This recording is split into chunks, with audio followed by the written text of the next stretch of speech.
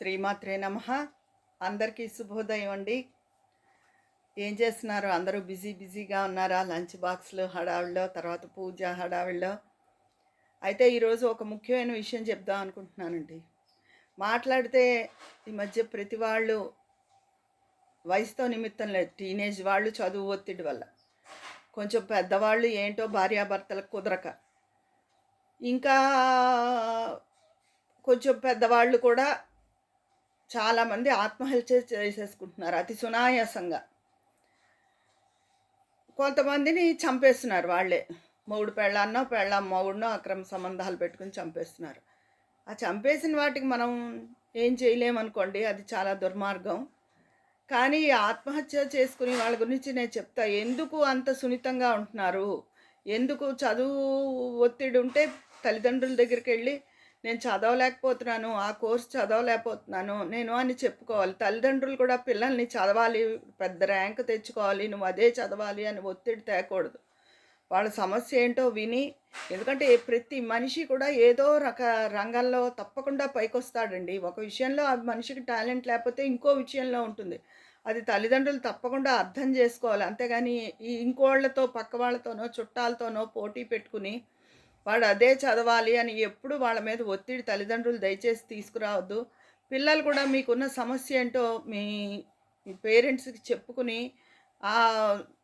కాలేజీలో, హాస్టల్‌లో మీరు ఉండలేకపోతే బయటపడ్డమో ఏదో చేయండి. చావు పరిష్కారం కాదమ్మా. అలాగే పెళ్ళైన వాళ్ళు మొన్న ఆ మధ్య చెప్పా కదా!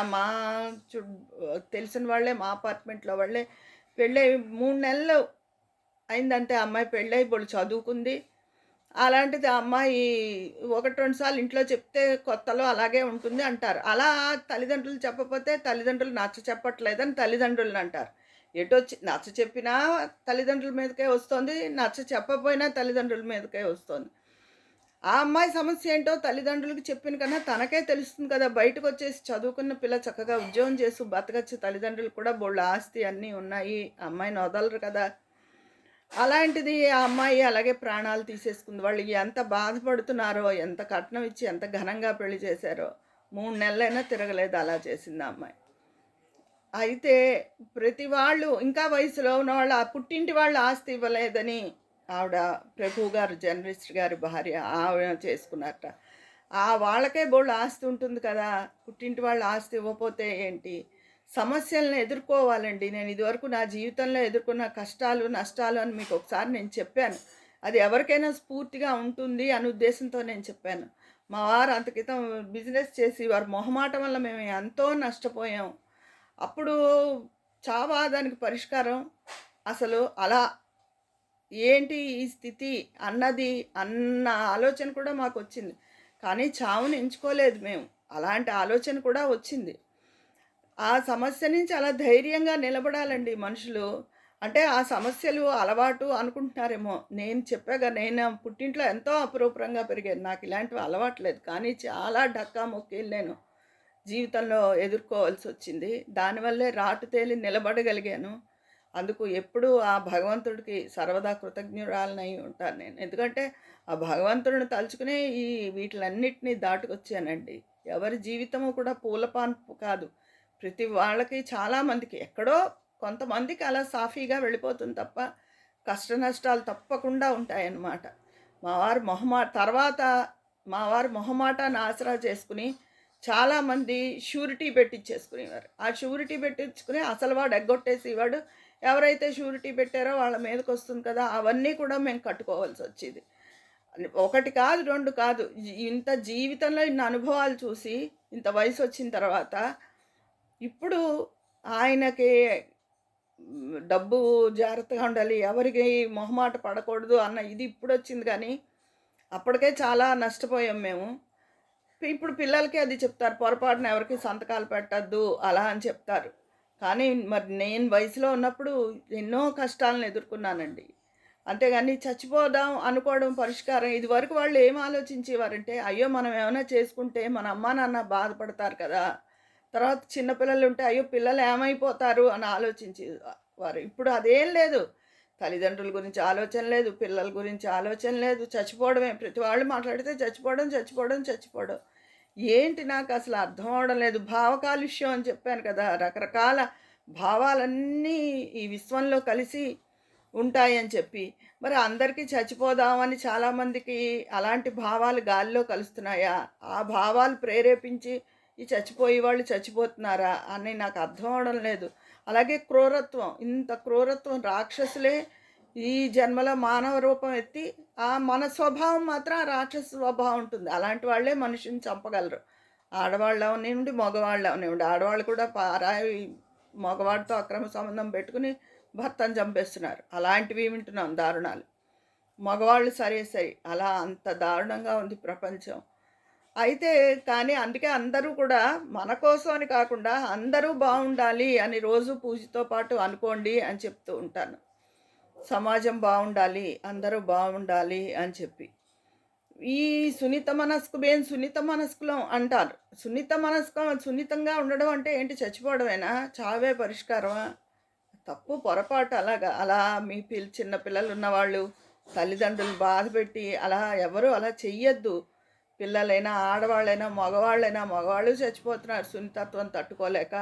ఈ మధ్య కొంతమంది భార్య వాళ్ళ హెరాస్మెంట్ తట్టుకోలేక అని చచ్చిపోయారు. అలా రకరకాలుగా చావు పరిష్కారం ఎన్నటికీ కాదండి. మనం ఎదుర్కొని మనం ఏంటి అన్నది నిరూపించుకోవాలంతే. ధైర్యంగా నిలబడగలగాలి. నేను చెప్పానుగా, నేనేదో హాయిగా కూర్చుని ఇది చెప్పడం లేదు. నా జీవిత అనుభవాల్లోంచి నేను చెప్పానన్నమాట. నేను వయసులో ఉన్నప్పుడు నేను చిన్నదాన్నే, కానీ చాలా సమస్యలు ఎదుర్కొన్నాను. ఆ సమస్యల్లోని సదా భగవన్నామ స్మరణతోనే నేను ఆ సమస్యలను దాటగలిగాను అనుకుంటాను. మా కృషి, మా గొప్పదనం అని నేను ఎప్పుడూ అనుకోను. వెనకాల భగవంతుడు అలా నిలబడ్డాడు అని నిష్కల్మషంగా భగవంతుడిని ప్రార్థిస్తే ఆయన ఎప్పుడూ మనకి ఏదో రూపంగా అలా సాయం చేస్తాడండి. ఒక సుఖంగా ఉండి ఆ కష్టాన్ని స్వీకరించడానికి మన శరీరం కానీ మనసు కానీ అంగీకరించవు. కానీ ఒక్కొక్క పరిస్థితిలో ఆ కష్టాన్ని స్వీకరించాలి. రాజసుయాగం చేసిన ధర్మరాజు అంతటి వాడు మరి అరణ్యవాసం చేసి తర్వాత అజ్ఞాతవాసం ఇంకోళ్ళ కొలువులో పనిచేసి చేశాడంటే ఆ ధర్మరాజు ముందు మనం ఎంత. అలాగే నలమహారాజు అంతే, ఆయన అంతటి మహారాజు ఉన్నాడా? అలాంటిది ఆయన ఒంటి మీద వస్త్రాన్ని కూడా పోగొట్టుకున్నాడు ఆయన. అది అలా ఒక్కొక్కసారి కాలం అనుకూలంగా లేనప్పుడు ఎన్ని సమస్యలనైనా తెచ్చిపెడుతుందండి. ఈ పురాణాలు ఇవన్నీ ఎందుకు, మనకు ధైర్యాన్ని నూరిపోయడానికే. అంతేకాని అవేమీ చదవకుండా ఈ సోషల్ మీడియానే ఒకదాన్నే ఆశ్రయించుకుని అలాంటివన్నీ చేసేసుకుంటున్నారు. అలాంటి పుస్తక పఠనం అలవాటు ఉండి మన పురాణాలని నెమరు వేసుకుంటే అయ్యో అంతటి వాళ్ళే అంత కష్టం పడ్డారే, మనం ఎంత కష్టానికి మనం నిలబడాలి అని చెప్పి ధైర్యం అనేది మనలో వస్తుందండి. ఈ ప్రతి పేపర్ తీస్తే వార్తలు వింటే ఆత్మహత్య. దయచేసి ఎవరు ఆత్మహత్య పరిష్కారం కాదు. మీ పిల్లల్ని అనాథలను చేయొద్దు, కన్నవాళ్ళకి బాధ తీసుకురావద్దు. ఎవ్వరు కూడా అది పరిష్కారం అని అనుకోవద్దు. ధైర్యంగా నిలబడండి, పరిస్థితులను ఎదుర్కోండి. అసలు ఆడవాళ్ళు కూడా ఇదివరకటి కన్నా బోల్డ్ చదువుకున్నారు. వాళ్ళకి బోల్డ్ సోర్సెస్ ఉన్నాయి. వాళ్ళ బతుకు వాళ్ళు బతకడానికి ఎవరి మీద ఆధారపడకుండా, తల్లిదండ్రుల మీద ఆధారపడక్కర్లేదు, ఎవరి మీద ఆధారపడక్కర్లేదు. అందుకని ఇలాంటివి దయచేసి కరెక్ట్ కాదు. ఈరోజు నేను చెప్దాం అనుకున్నది ఇదే. ధైర్యమే అన్నింటికీ మూలం. ముందు ధైర్యం ఉండాలి, ధైర్యంగా నిలబడండి. ఎవరు ఏమనుకుంటారు అని అనుకోవద్దు. సమస్య వచ్చినప్పుడు అనుకున్న వాళ్ళు ఎవరు మనకు వచ్చి సాయం చేయరు. మనం ఏదైనా పొరపాటు తప్పు పని చేస్తే మనం సిగ్గుపడాలి, బాధపడాలి. అంతేగాని కొంచెం డబ్బు తక్కువగా ఉంటే అది తప్పు కాదు. ఒకళ్ళ పట్ల ఏమైనా అన్యాయం చేస్తే అవన్నీ తప్పులు తప్ప ఇది తప్పు కాదు ఎప్పుడూను. అందుకని అందరూ ఈ ఆత్మహత్య ప్రయత్నం నుంచి విరమించాలి. అలాంటి ఆలోచన ఎవ్వరికీ రాకూడదు. చక్కటి భావాలతో ఉండాలి మన విశ్వం అని చెప్పి నేను మనస్ఫూర్తిగా కోరుకుంటున్నాను. నా ఈ వీడియో మీకు నచ్చుతుందని అనుకుంటున్నాను. మీ అందరి అభిప్రాయం కామెంట్ బాక్స్లో తెలియజేయండి. మరి అక్కడ మాట్లాడుకుందామా? ఉంటాను. మీ స్నేహితురాలు విజయ పన్నాల.